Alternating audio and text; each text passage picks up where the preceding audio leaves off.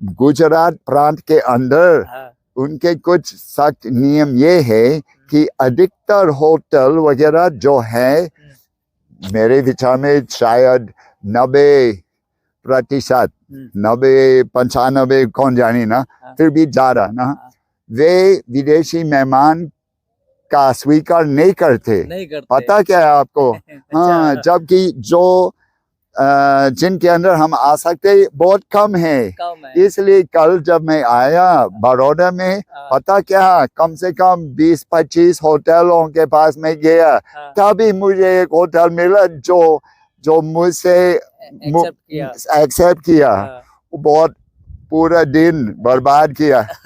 हाँ, ये बात, जबकि राजस्थान में ऐसा कभी नहीं था, लेकिन गुजरात में बहुत, ये तो एक बेकार जी। मैं, जैसे मैंने आपको बताया पहले, विदेश से आया हूँ, जिस देश में ओबामा, ट्रम्प वगैरह रहते हैं, यानी अमेरिका, संयुक्त राज्य अमेरिका है। नमस्कार, अभी हम लोग हैं वडोदरा में, और जो पीछे का दृश्य आप देख पा रहे हैं, ये है Lakshmi Vilas palace. World heritage centre में एक गिने जाने वाला ये पीछे जो बहुत बड़ा महल दिखाई दे रहा है, इसकी एक कहानी इसके पीछे और जुड़ी है, जो प्रमुख कहानी है। वडोदरा शहर की पहचान, आन बान शान इसी पैलेस के नाम से ही जानी जाती है। आप एक बात और याद रखें, जो गायकवाड़ फैमिली है वो आज भी यहाँ निवास करती है। अच्छा। जिसके नाम से पूरा वडोदरा पहचाना जाता है।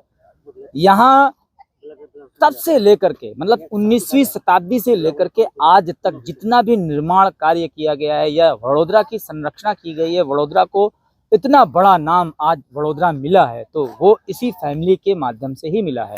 गायकवाड़ फैमिली, सयाजी गायकवाड़ फैमिली का ये पूरा महल आज देखने को मिला है। आज हमारे साथ सर मौजूद हैं, जो अमेरिका से चल करके भारत विजिट कर रहे हैं, और उनकी हिंदी बहुत ही शुद्ध है। ना देर करते हुए, बिल्कुल भी आपको देर विलंब नहीं कराएंगे, सीधे सर के पास चलते हैं। सर, क्या नाम है आपका? हाँ जी, मेरा नाम विदेश में अंग्रेजी भाषा का नाम जेरेमी है।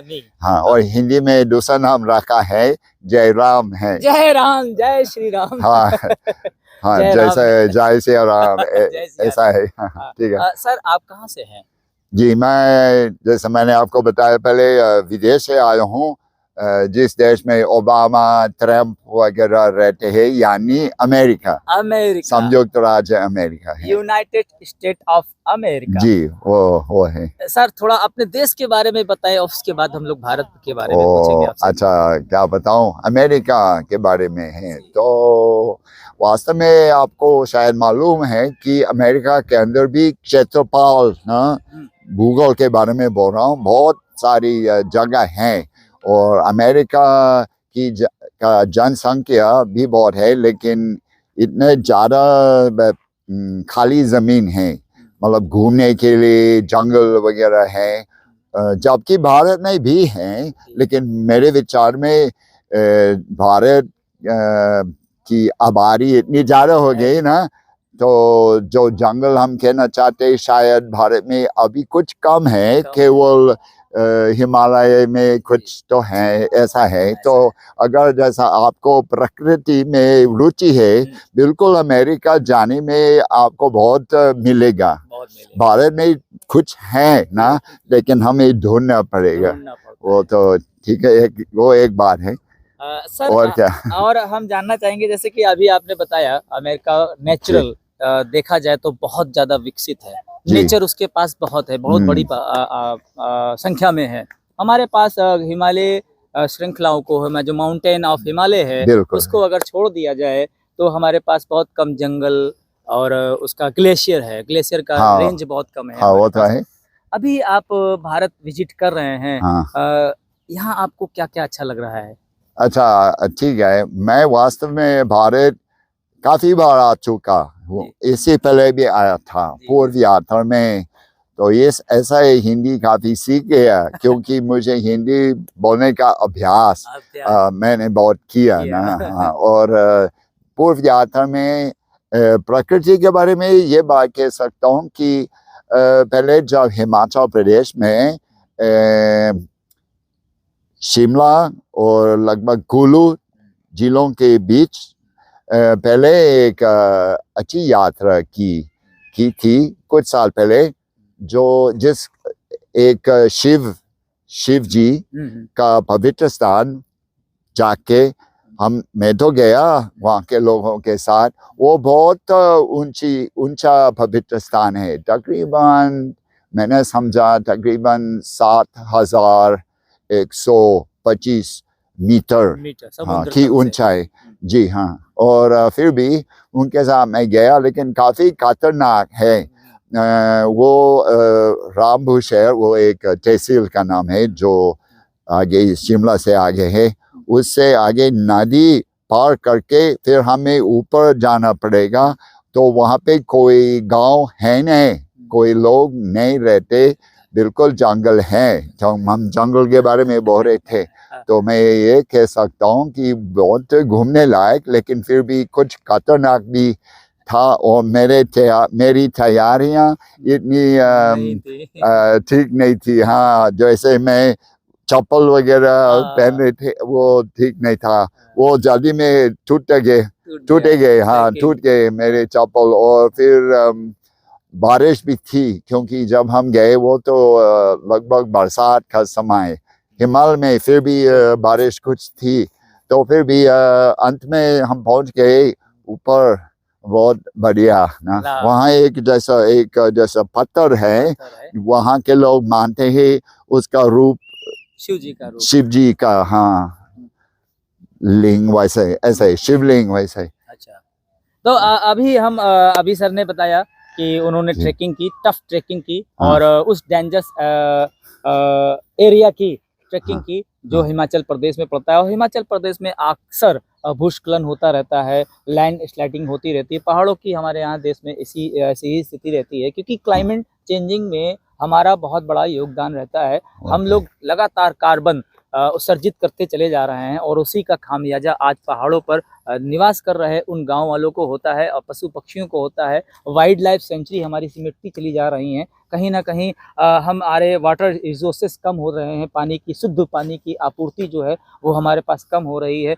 और आप देख रहे हैं भीषण गर्मी का अगर सामना करना पड़ रहा है, तो वो क्लाइमेट चेंज का सबसे बड़ा असर है। अभी सर से हम लोग बात कर रहे थे, सर ने बताया कि अमेरिका में बहुत अच्छा क्लाइमेट बनाया गया है ताकि किसी को कोई परेशानी ना हो, और भारत देश में भी ऐसा होना बहुत ज़्यादा ज़रूरी है। इसलिए कि अगर आप एक गाड़ी खरीदते हैं तो 5 पौधे जरूर लगाएं, क्योंकि कार्बन निकल रहा है आपके वाहन से, और आपके साथ साथ आपके परिवार में 4 गाड़ियां होती चली जा रही हैं, बढ़ती चली जा रही हैं, लगातार आप उसको इंक्रेज कर रहे हैं। और कंक्रीट के जंगल आप देख रहे हैं, शहर जितना विकसित होता है रोडें उतनी चौड़ी बनाई जाती हैं, और जितनी ज़्यादा रोडें चौड़ी बनाई जाएंगी उतने ज़्यादा पेड़ काटने पड़ेंगे। इंडस्ट्री जितनी ज़्यादा बढ़ेगी उतने ज़्यादा हमारे वाटर रिसोर्सेस को प्रॉब्लम होगी, और हमारा पर्यावरण कहीं ना कहीं प्रदूषित होता चला जाएगा। सर, कैसी लगी यहाँ की संस्कृति, कल्चर कैसा लगा? अच्छा, वेल जैसा आपको मालूम होगा कि भारत में वास्तव में हर क्षेत्र में थोड़ा अलग संस्कृति भी मिलती है।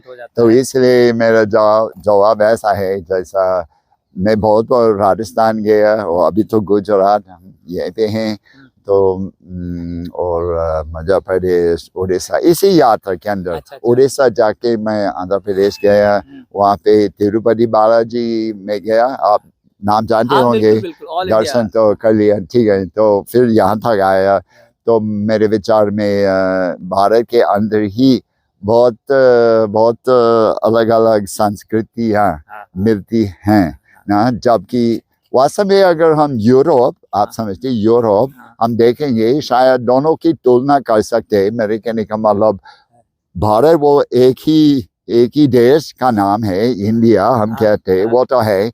अगर हम तुलना करेंगे शायद पूरे यूरोप से तुलना करनी चाहिए। मतलब भारत इतना बड़ा है क्षेत्रफल, अगर यूरोप के साथ हम तुलना करेंगे तो हम, मुझे लगता है, मैं तो अमेरिका का रहने वाला, फिर भी मुझे मालूम है कि यूरोप बहुत सारी बहुत सी भाषाएं होती है ना, आपको मालूम होगा, फ्रेंच भाषा, इंग्लिश भी है, और स्पेनिश, इटालियन इत्यादि। और इसी तरह भारत के अंदर ही भी बहुत भाषाएं हैं ना, उड़िया, और क्या तेलुगु और तमिल, तमिल, हिंदी फिर भी, हिंदी, और हिंदी। क्षेत्रीय बोली भी बहुत है ना, बहुत है। आपको मालूम है क्या उत्तर प्रदेश के अंदर ही कुछ है ना, जैसा लोकल जनजातियां, और आदिवासी जनजातियां, भोजपुरी और क्या मैथिली, मैथिली, और फिर राजस्थान की अपनी बोली, राजस्थानी बोली भी है, हरियाणा हरियाणवी वो तो है। तो ऐसा है कि भारत बिल्कुल हर क्षेत्र में थोड़ा अलग है, संस्कृति भी अलग है ना, वो तो ठीक है, कोई बात नहीं, रोचक बात है। रोचक बात हाँ है। सर हमारे साथ बने हुए हैं लगातार, बहुत अच्छा लग रहा है सर से बातचीत करते हुए, और सर हिंदी बोल पा रहे हैं, सबसे बड़ी बात तो अच्छी ये है कि सर हिंदी बोल रहे हैं, और ऑलरेडी कई टूर में भारत वो आ चुके हैं, और कई टूर भारत के अन्य भागों का लगा चुके हैं। 28 राज्य हैं हमारे भारत देश में, और हर 100 किलोमीटर पे हमारा खान पान, रहन सहन, हमारी बोल भाषा सब बदल जाती है। और सर सबका सामना कर चुके हैं, और काफ़ी लंबी ट्रेवलिंग की है। आज हम लोग भारत के लगभग 600 जिले कवर अप करके आज यहाँ गुजरात के वडोदरा में हैं। हमने 11 देशों का विजिट किया। उन देशों में जो हमें नहीं मिला वो आज हमें भारत में मिल रहा है, और चूँकि जैसे जैसे हम और करीब पहुंच रहे हैं तो यहाँ की विशेषता जानने को मिल रही है, और हम आपको वो ला करके सामने आपके रख पा रहे हैं, तो ये हमारे लिए भी गर्व की बात है। और सर से एक जानकारी और लेते हैं। सर हमारे देश में अभी बदलाव आया बहुत बड़े पैमाने पर, बदलाव, हाँ, और हो रहा है। आपने हमेशा विजिट किया है भारत को, तो कुछ ना कुछ डिफरेंट आपको मिला होगा अभी और उस समय में। हम तुलना करें तो प्राइम मिनिस्टर जो हमारे अभी प्राइम मिनिस्टर है नरेंद्र भाई मोदी जी, हाँ मोदी जी, क्या कहना चाहते हैं मोदी जी के लिए?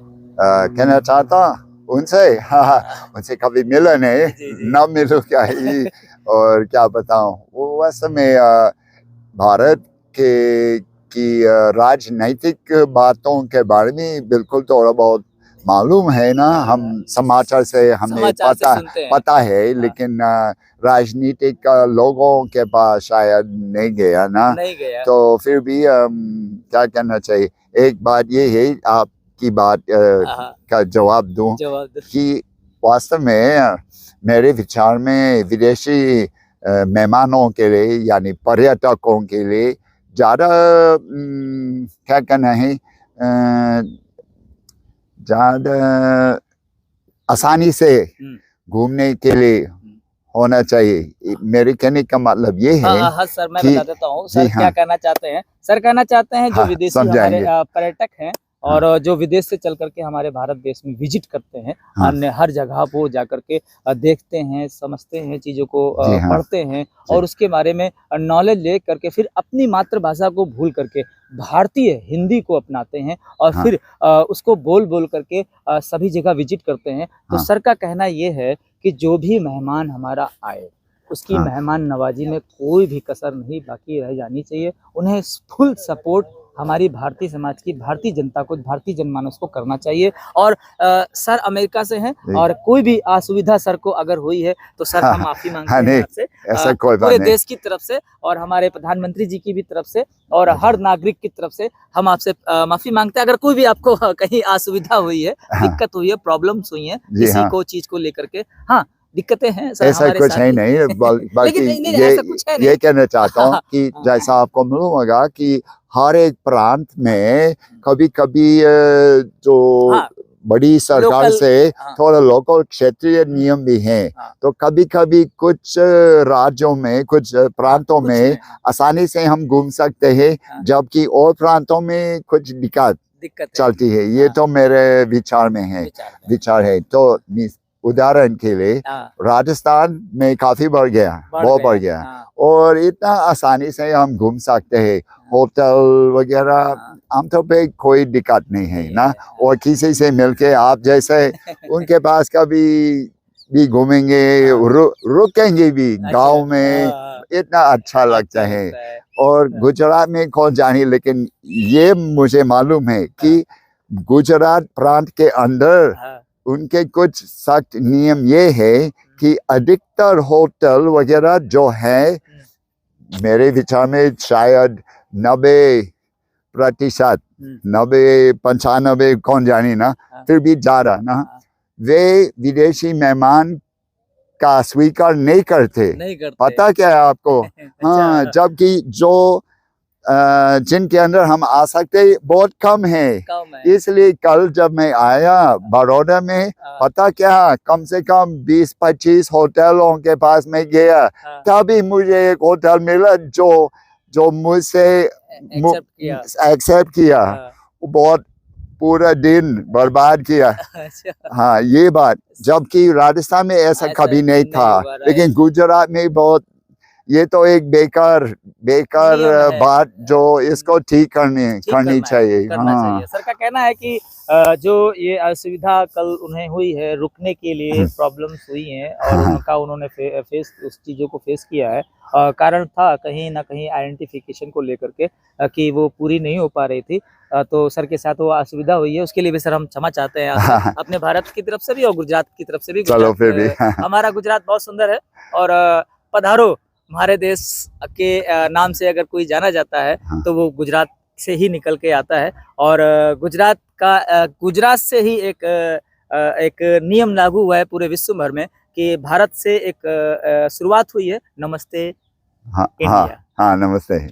नमस्ते इंडिया की। जी, तो हम इंडिया। नमस्ते करते हुए आपसे गुजारिश करते हैं कि उन सब चीज़ों को भूलें और जो आपके साथ असुविधाएं हुई हैं उसके लिए भी हम क्षमा चाहते हैं। और सर बहुत खुश हैं और बहुत लाइट है गुजरात को देखने के लिए, लगातार उनकी जर्नी जारी है।